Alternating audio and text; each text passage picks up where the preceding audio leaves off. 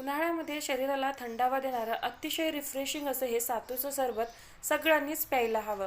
कारण ह्या सातूच्या सरबतामुळे एकतर शरीराला थंडावा मिळतो आणि तुमचं वजन कमी व्हायला सुद्धा मदत करतं. आता हे सातूचं सरबत बनवायचं म्हणलं की सातूचं पीठ सुद्धा हवं आहे.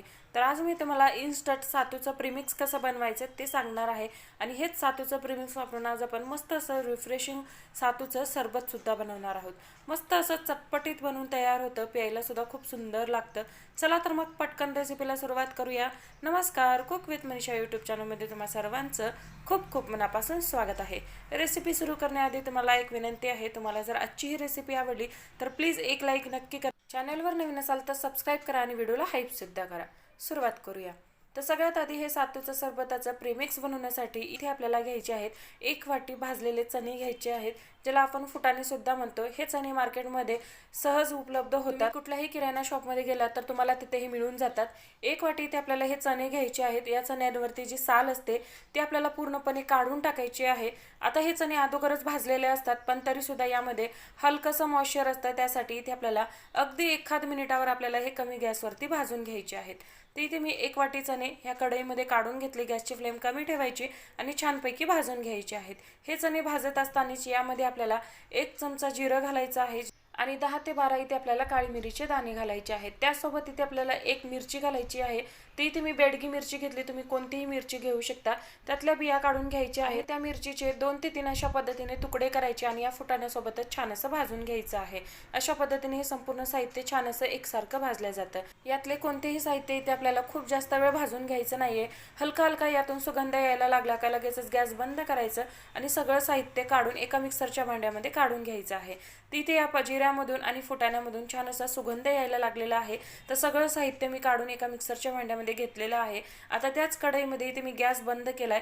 कढई गरम आहे. यातच मी 10 ते 15 पुदिन्याची पानं घातलेली आहेत. हे सुद्धा आपण यातला ओलसरपणा जाईपर्यंत छान असं परतून घेऊया. असे हे पुदिन्याची पानं छान ड्राय करून घेतले की सातूचं सरबत सुद्धा खूप जास्त दिवस टिकायला मदत होते. त्यासाठी इथे आपल्याला हे छान असं ड्राय करून सुकवून घ्यायचे आहेत. हवं तर तुम्ही इथे पुदिन्याचं पावडर सुद्धा वापरू शकता. ते इथे मी पुदिन्याची पानं सुद्धा छानपैकी परतून घेतले आणि मिक्सरच्या भांड्यात काढून घेतले. सगळं साहित्य मिक्सरच्या भांड्यामध्ये काढून घेतलेलं आहे. पूर्णपणे थंड करून घ्यायचं आणि त्यानंतरच याला आपल्याला मिक्सरला फिरवून घ्यायचं आहे.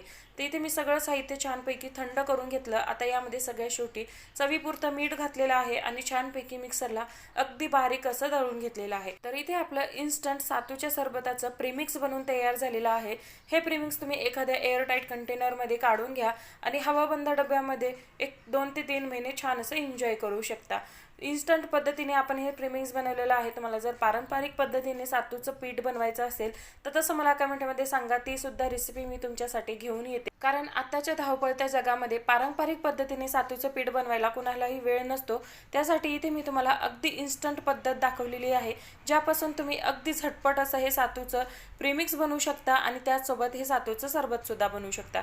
आता आपण ह्या प्रीमिक्सपासून सातूचं सरबत कसं बनवायचं ते पाहणार आहोत. त्यासाठी इथे मी एक छोटंसं मातीचं भांडं घेतलं. त्यामध्ये मोठ्या चमचाने 2 ते 3 चमचे सातूचं सरबताचं प्रेमिक्स घालायचं.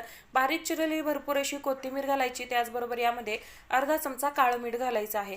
काळ्या मिठामुळे या सरबताला चटपटीत अशी चव येते आणि प्यायला खूप सुंदर असं लागतं. आणि आता यामध्ये आपल्याला थंड पाणी घालायचं आहे. तर इथे मी माठातलं गार पाणी घेतलेलं आहे. आता यामध्ये आपण थोडं थोडं पाणी घालून छान असं मिक्स करून घेऊया.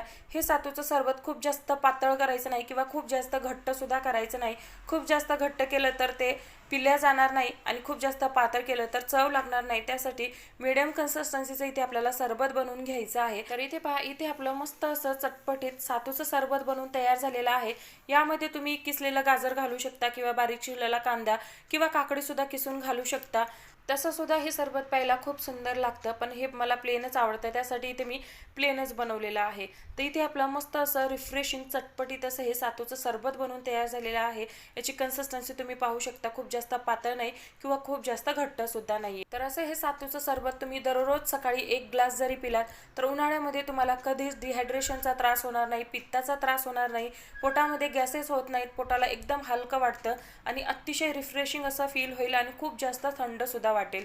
तर असं हे सातूचं इन्स्टंट प्रीमिक्स तुम्ही सुद्धा नक्की ट्राय करा आणि ह्यापासूनच दररोज एक तरी ग्लास या सरबताचा प्या, म्हणजे उन्हाळ्यामध्ये तुम्हाला मस्त असं रिफ्रेशिंग वाटेल. रेसिपी कशी वाटली कमेंटमध्ये नक्की सांगा. रेसिपी आवडली तर रेसिपीला लाईक शेअर सबस्क्राईब करा आणि व्हिडिओला हाईप सुद्धा करा. पुन्हा भेटू. धन्यवाद.